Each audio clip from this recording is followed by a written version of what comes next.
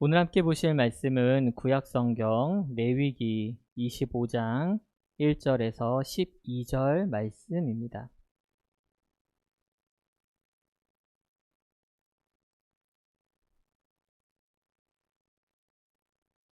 구약성경 세 번째 권인 레위기 그곳에서 25장 1절에서 12절 말씀을 같이 나누려고 합니다. 찾으신 줄 알고 제가 먼저 한 절 읽고 그 다음 성도 여러분들께서 다음 절 읽으셔서 교독으로 12절까지 나누겠습니다. 여호와께서 시내산에서 모세에게 말씀하여 이르시되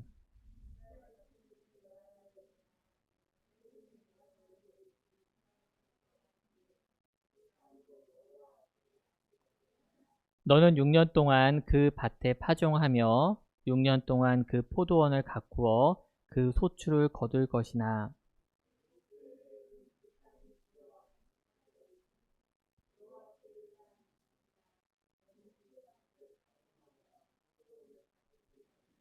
내가 거둔 후에 자라난 것을 거두지 말고 가꾸지 아니한 포도나무가 맺은 열매를 거두지 말라.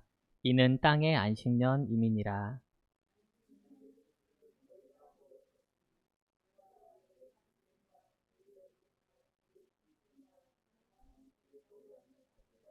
내 가축과 내 땅에 있는 들짐승들이 다 그 소출로 먹을 것을 삼을지니라.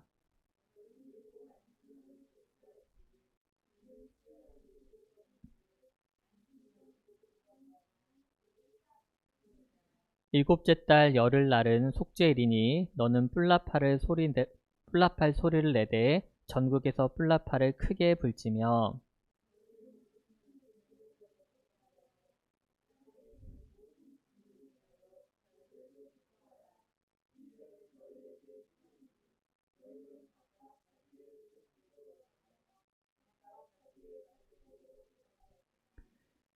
그 50년째 해는 너희의 희년이니 너희는 파종하지 말며 스스로 난 것을 거두지 말며 가꾸지 아니한 포도를 거두지 말라. 이는 희년이니 너희에게 거룩함이니라. 너희는 밭의 소출을 먹으리라. 아멘. 평안하셨습니까? 네, 한 주 동안 잘 지내셨나요? 오늘은 매일 성경 큐티를 본문으로 하여서 말씀을 나누는 시간입니다. 7월과 8월은 히브리서와 시편 그리고 레위기로 말씀이 이어지고 있는 중입니다. 사실 레위기는요, 그냥 읽어서는 그렇게 다른 성경보다 재미를 찾을 수 있는 성경은 아닙니다. 창세기처럼 무슨 신비한 태초의 이야기가 담겨져 있는 것도 아니고 출애굽기처럼 스펙타클한 탈출 이야기가 있는 것도 사실 아닙니다. 그럼에도 불구하고 레위기는 당당히 성경의 세 번째 자리에 차지하고 있습니다. 왜일까요? 사실 그냥 보아서는 투박한 규례나 법 같은 것들만 절기들만 나열되어 있는 것 같은데 말이죠.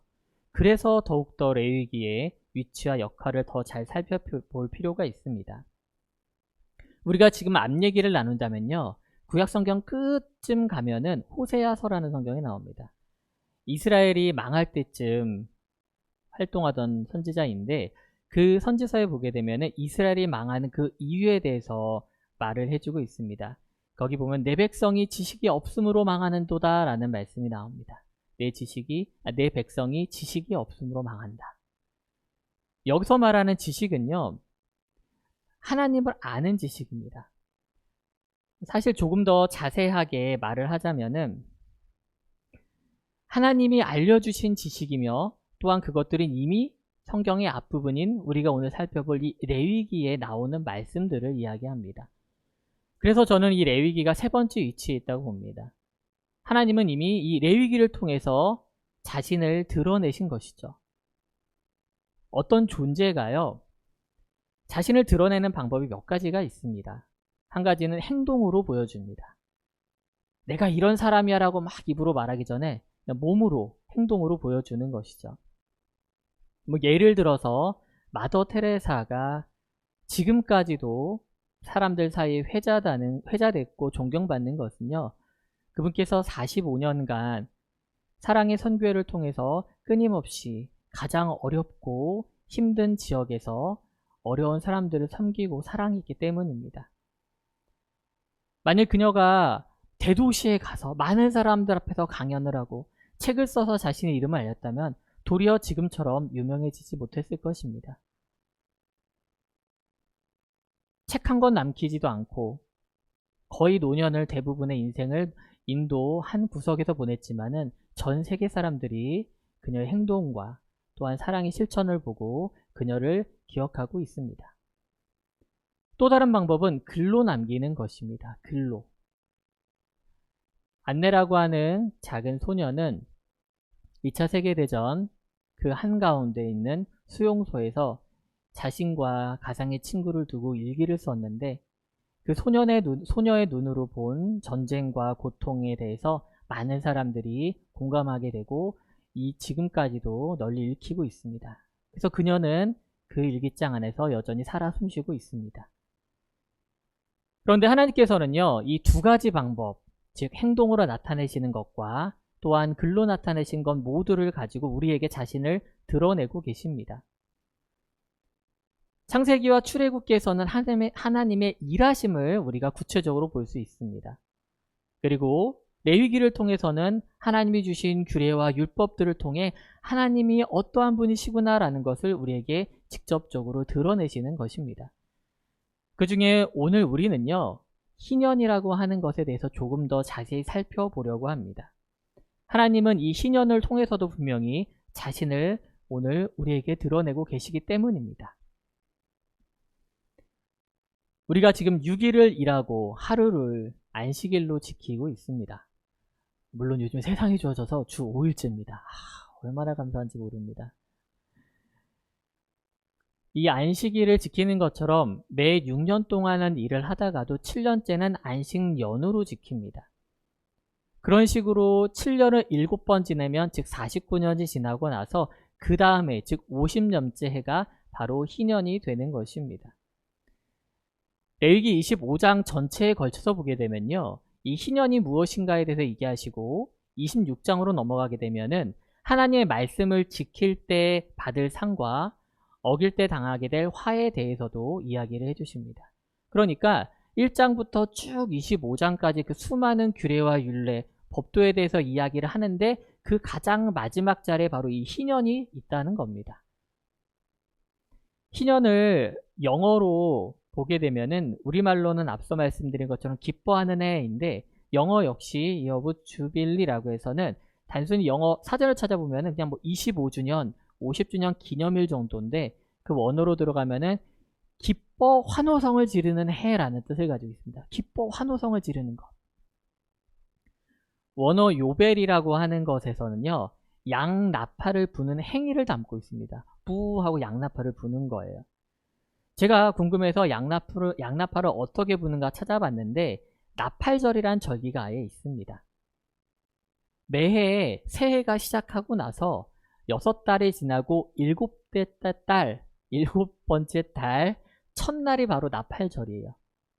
그러니까 6달을 열심히 일하고 7번째 달에 들어서는 첫날을 나팔절로 지킴으로써 마치 안식일의 축소, 확대, 안식년과 희년의 축소판처럼 느껴집니다.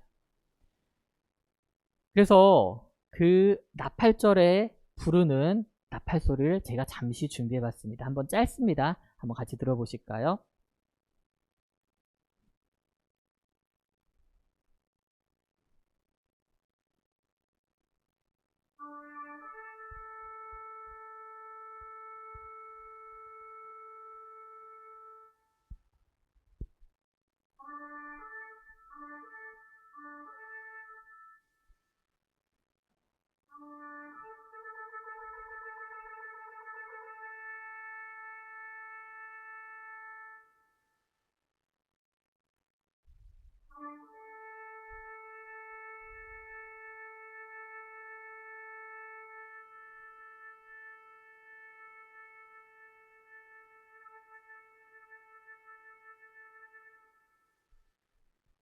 멋지지 않습니까? 예, 또 다른 것 같아요. 나팔 소리가 울립니다 라고 말하는 것보다 직접 이렇게 귀로 들으니까 또 다른 것 같습니다. 이처럼 희년의 기본 정신은요, 여러 가지 어원에서 보아서 알 수 있듯이 기뻐하는 겁니다. 근데 그 기쁨이 있으려면요, 분명한 근거가 있어야 합니다. 그 몇 년 전에 한 부대에서 장병들을 대상으로 실시한 캠페인이 있었습니다. 뭐냐면은 생활관에 종을 하나 달아두고 그 종을 누군가가 치면 무조건 그 순간 웃어야 되는 거예요. 하하 하고. 그냥 누군가가 종을 치면. 일명 웃음벨인데 도리어 이것이 세상에 알려지고 나서 세간의 웃음거리가 좀 되었습니다. 취지는 참 좋죠. 병영 문화를 개선한다는 의미로 만든 건데 이 억지로 웃음벨을 보고 사람들은 도리어 충격을 받았습니다. 군대는 저런 곳인가? 그냥 아무 이유 없이 종을 쳤다는 이유만으로 막 웃어야 되는 거예요. 얼마나 자기적이고 인위적입니까? 하지만 하나님이 정하신 이 희년은요, 분명히 그 근거가 있기 때문에 기쁨을 가져오기 때문에 우리가 진정으로 기뻐할 수 있는 해가 되는 것입니다. 첫 번째 먼저 희년은 바로 자유를 가져옵니다. 오늘 본문 10절을 세 번역으로 읽어보겠습니다. 너희는 50년이 시작되는 이 해를 거룩한 해로 정하고 전국의 모든 거민에게 자유를 선포하여라. 이 해는 너희가 희년으로 누릴 해이다. 이 해는 너희가 유산, 곧 분배받은 땅으로 돌아가는 해이며 저마다 가족에게로 돌아가는 해이다. 자유에 대해서 구체적으로 본문에서 말을 해주는데 바로 돌아가는 것입니다. 돌아가는 것. 두 가지 돌아가는 점에서 이야기하고 있는데요. 첫 번째는 땅이고 다른 것은 사람들이 저마다 가족에게 돌아가는 것을 말합니다. 땅에 대해서는 조금 더 뒤에서 구체적으로 한번 다루도록 하고 먼저 사람들이 돌아가는 것에 대해서 이야기를 해보려고 합니다. 희년이 시작하면은 가장 먼저 모든 사람들에게 자유가 선포되는데 앞서 들은 그런 뿔라팔 소리가 들리면 누구나 그리워하던 고향 땅, 가족의 품으로 돌아갈 수 있습니다. 그렇다면 그전에는 못 돌아갔다는 얘기 아닐까요? 왜 그럴까요? 바로 종의 신분으로 있었기 때문입니다. 왜 종이 되었을까요? 그때에도 경제적 불균형이 분명히 있었습니다. 예를 들어 농사가 흉작이 됐어요. 당장 먹고는 살아야겠는데 먹을 게 없으니 돈을 꿉니다. 그리고 뜻하지 않게 사고를 당합니다. 몸이 아프니 어쩔 수 없이 또 돈을 빌립니다. 빚이 빚을 부른다고 그렇게 헤어나올 수 없는 수렁에 빠지게 되는 것이죠. 그러니 결국에는 자기 몸을 팔아서 다른 집안의 종이 될 수밖에 없는 그런 처지로 떨어지게 됩니다. 그런데 이것은요, 원래 하나님의 뜻이나 원리, 방법이 아니었습니다. 하나님께서는 에덴을 창설하실 때부터요, 분명히 땅을 풍족하게 만드셨습니다. 누구나 부족함 없이 살 수 있게끔 준비해 두셨다는 말입니다. 그런데 사람들의 욕심과 또한 죄 때문에 한쪽에서는 배불러서 성인병에 걸리고 다른 한쪽에서는 먹을 것이 없어 굶어 죽어가는 그런 형국이 된 것입니다. 그런데요, 이 희년이 되면 모든 것이 다 리셋이 됩니다. 모든 빚은 탕감되고 종의 신분은 자유인의 신분으로 뒤바뀝니다. 빼앗겼던 땅은 되찾게 되고 그렇게 보고 싶었던 가족들의 품으로 돌아갈 수 있게 됩니다. 그러니 어떻게 기쁘지 않을 수 있겠습니까? 제가 만일 종의 상태였어요. 종이었어요. 하루 종일 일하고도 삭도 제대로 못 받고 근데 희년이 선포된다는 소식이 들려와요. 얼마 안 남았대요. 그러면은 저는 아마 밤새 잠을 못 잘 것 같아요. 그리고 귀를 쫑긋 세우고 나팔 소리가 언제 울리나 그것만 들었을 것 같아요. 그리고 밤새 짐을 싸두는 거죠, 미리. 그리고 들리자마자 달려가는 거예요. 볼 것도 없어요. 뒤돌아볼 것도 없이 막 달려가는 겁니다. 그게 진정한 자유 아니겠습니까? 신약에서는 이 나팔 소리가 더 궁극적인 자유로 확장이 됩니다. 바로 부활과 연결되는 것입니다. 고린도전서 15장 51절에서 52절 말씀입니다. 보라, 내가 너희에게 비밀을 말하노니 우리가 다 잠잘 것이 아니오 마지막 나팔의 순식간에 홀연히 다 변화되리니 나팔 소리가 나매 죽은 자들이 썩지 아니할 것으로 다시 살아나고 우리도 변화되리라. 아멘.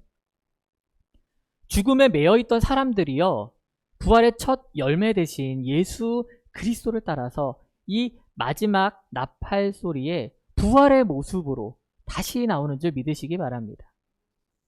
죄와 죽음의 종이 되었던 시대에서 이제는 자유로운 하나님의 시대로 넘어가는 이 나팔 소리의 소망을 기다리는 우리 모두가 되길 주님의 이름으로 축원합니다. 그런데 이 희년의 선포가요, 기쁘고 행복하지만 않은 사람들도 사실 있었습니다. 오늘 본문 11절 말씀입니다. 50년이 시작되는 해는 너희가 희년으로 지켜야 하는 해이다. 희년에는 씨를 뿌리지 말고 저절로 자란 것을 거두어서도 안 되며 너희가 가꾸지 않은 포도나무에서 저절로 열린 포도를 따서는 안 된다. 그리고 20절입니다. 일곱째 해에는 씨를 뿌려도 안 되고 소출을 거두어 들여도 안 된다면 그 해에 우리는 무엇을 먹을까 하고 너희는 물을 것이다. 무엇을 먹을까? 안식년과 희년은요, 사람들에게 자유를 주지만 또한 땅에게도 안식을 주는 해입니다. 요즘 농사하는 분들께 올해는 땅을 쉬십시오 하면 아마 난리 날 거예요. 그런데 제가 찾아보니까 실제로 휴경제라고 하는 제도가 있더라고요. 우리나라에도 적용이 되고 있습니다. 몇 년에 한 번씩 시행을 하는데 꼭 착오가 생기고 문제가 있어서 또 보완하고 시행하고 이렇게 진행이 되고 있더라고요. 그런데 그 목적이 좀 다릅니다. 하나님께서 땅과 사람에게 안식을 주신 것, 희년을 주신 것은요, 말 그대로 농경사회에서 땅을 쉬게 함으로써 그것과 연결되어 있는 모든 생업이 땅과 연결되어 있는 사람들을 쉬게 하는 데에 궁극적인 목적이 있으십니다. 근데 요즘 휴경제는요, 과잉 생산되는 이 쌀을 수급 조절을 하기 위해서 쉬게 하더라고요. 나라에서 보조금을 주면서까지 시행을 하고 있는데, 이게 농경지라는 게 1년을 쉬게 하니까 잡초도 자라고 병충해도 생기고 보기도 안 좋고 하니까 불만이 속출하면서 이게 제대로 시행이 되고 있지 않고 있습니다. 그런데 이스라엘 백성들에게 이 희년이라고 할 때 고민하는 것은 이런 형태의 문제가 아니었어요. 방금 말씀드린 것처럼 당시는 농경사회였기 때문에 이 농사회에는 마땅한 수입이 없었습니다. 그러니까 씨를 뿌리지도 말라.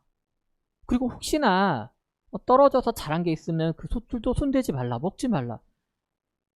아니 그것도 먹지 말라고 하면 도대체 뭘 먹고 사냐는 겁니까? 그러니까 불평불만이 생길 수밖에 없는 것이죠. 결국 뭐예요? 우리가 먹고 사는 문제, 그것에 걸린다는 겁니다. 인간이 가지고 있는 이 끝없는 고민, 죽을 때까지 고민할 수밖에 없는 것, 도대체 무엇을 먹고 살아야 하나? 어떻게 살아야 하나? 그런데요, 하나님은 다 계획이 있으세요. 다 계획이 있으신 분이세요. 오늘 본문 21장에서 21절과 22절입니다. 그러나 여섯째 해에 내가 너에게 복을 베풀어 새 해 동안 먹을 소출이 그 한 해에 나게 하겠다. 여덟째 해에 곧 너희가 다시 씨를 뿌리는 그 해에 너희는 묵은 곡식을 먹을 것이다. 아홉째 해가 되어서 햇 곡식이 날 때까지 너희는 묵은 곡식을 먹을 것이다. 아멘. 이 해결법을 보면은 광야에서 내린 그 만나가 자연스럽게 떠오릅니다. 만나는 매일 하늘에서 내렸죠. 사람들은 그래서 그날 먹을 양식을 직접 수거해야 했습니다. 그런데 신기하게도 적게 수거한 사람도 부족함이 없었어요. 그런데 또 어떤 사람은 또 욕심이 있죠. 좀 많이 먹어야지. 내일 아침 일어나자마자 먹어야지. 하고서는 막 이렇게 가져와요. 근데 어떻게 됩니까? 그날 아침 되면 어김없이 벌레가 들어서 상에서 냄새나 먹지도 못합니다. 그런데 하나님께서는 이 7번째 날에 만나를 안 내리시겠다고 미리 선포를 하세요. 사람들이 벌써 걱정하는 거예요. 어떡하지? 분명히 내가 욕심내서 걷어봤는데 분명히 썩던데 굶어야 되나? 다이어트의 날인가 그날은? 그렇게 생각하실지도 몰라요. 근데 하나님께서 뭐라고 말씀하세요?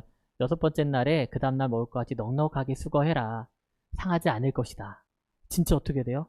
진짜 그렇게 됩니다.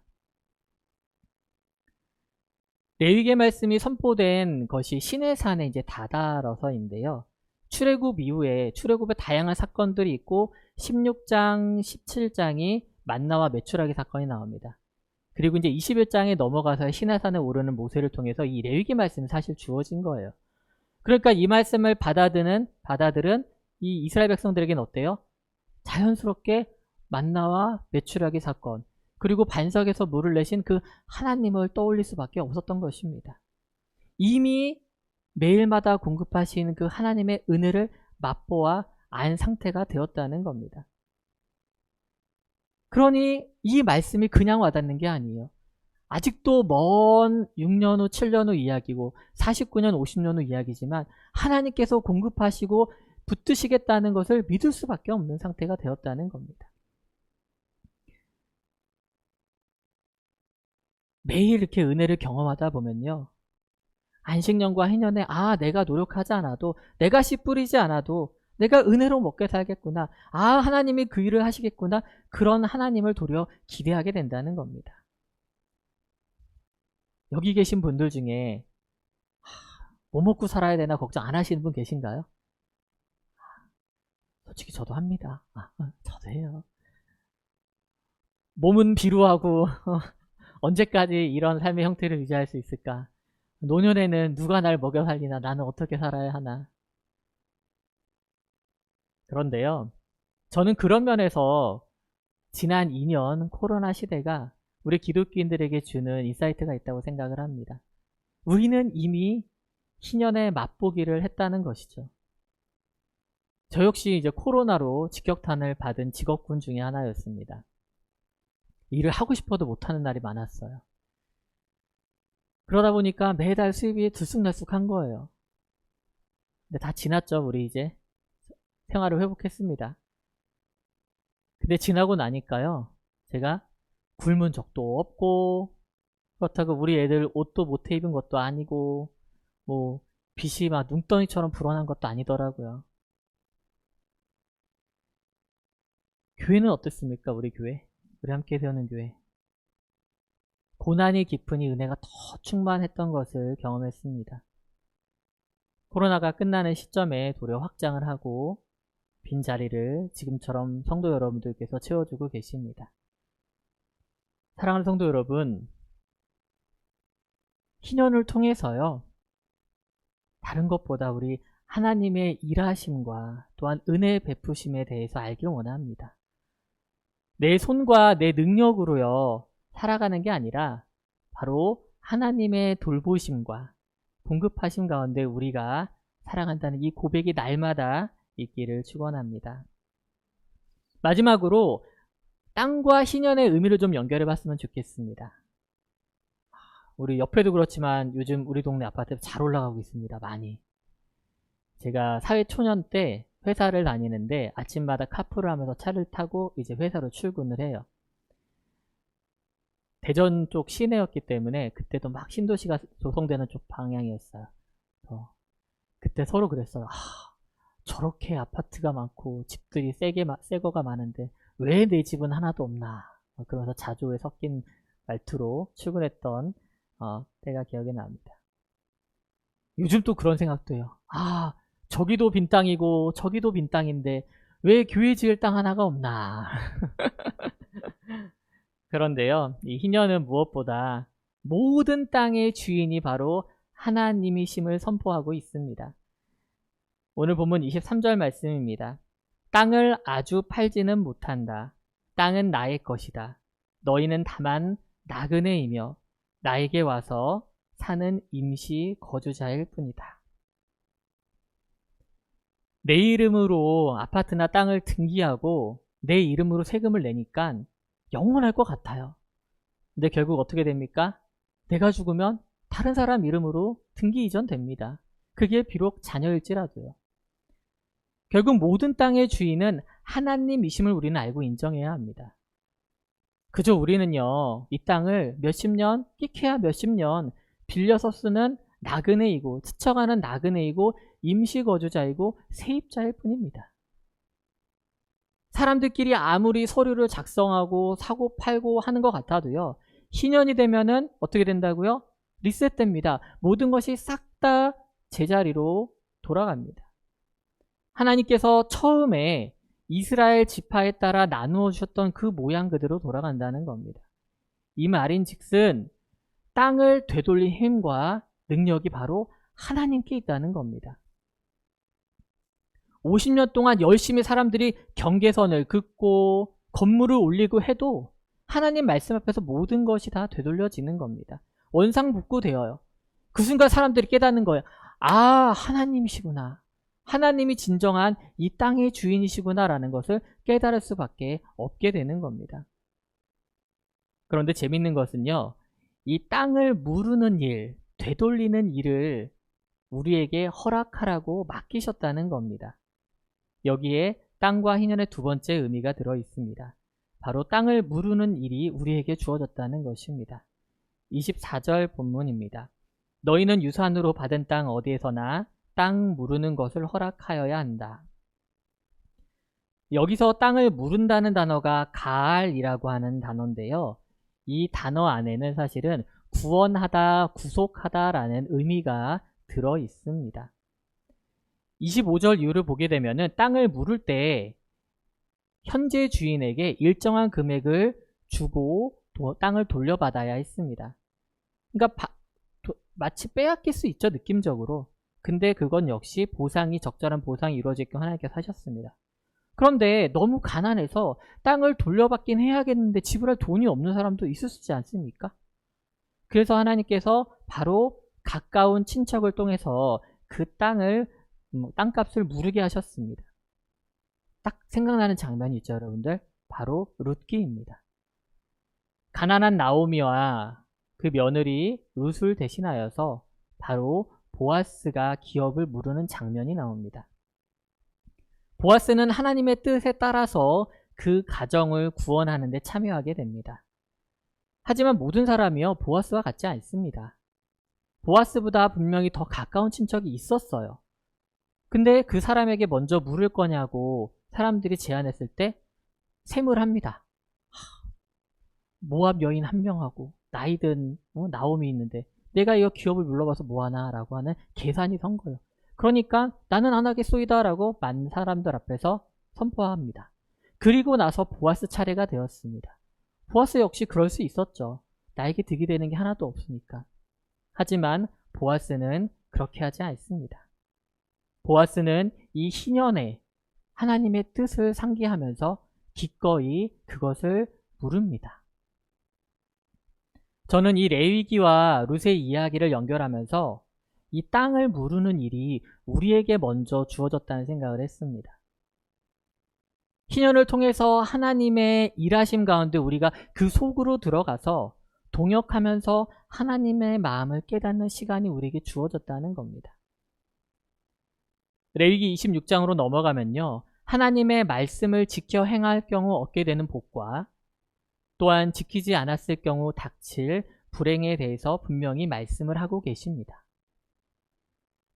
보아스는 그 말씀을 지켜 행함으로써 결국 예수 그리스도의 조상이 되는 복락을 얻게 됨과 동시에 성경의 그 이름이 오르는 축복을 받게 되었습니다. 이 구원의 사역에 하나님께서는 우리를 부르십니다.